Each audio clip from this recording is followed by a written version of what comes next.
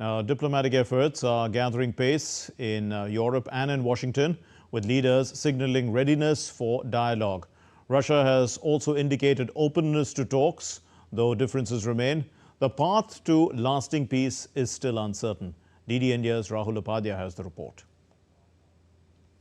Diplomatic efforts intensify in Europe and Washington as Russia escalates its military strikes over Ukraine.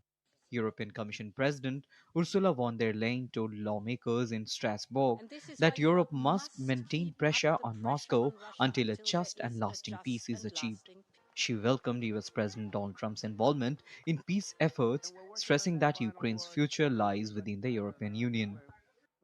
Europe's future is bound to Ukraine's future, and therefore Ukraine's future lies in the European Union. This is not only a matter of destiny, this is a core and essential part of any security guarantee framework, and we will do everything we can to deliver on it together.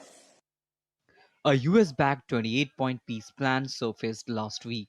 However, Trump made it clear that there is no deadline for Kyiv to accept the peace plan.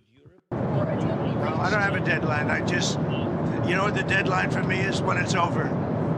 And I think everybody's tired of fighting at this moment. They're losing too many people. Meanwhile, Trump's envoy Steve Witkoff discussed a ceasefire plan with Putin's aide Yuri Usakov, who confirmed Moscow found the American offer quite acceptable and hinted at a meeting next week. There was an offer made by the Americans that we consider quite acceptable. That is it. For now, I cannot say this, although it has been basically determined. Yes, approximately next week we are going to work now.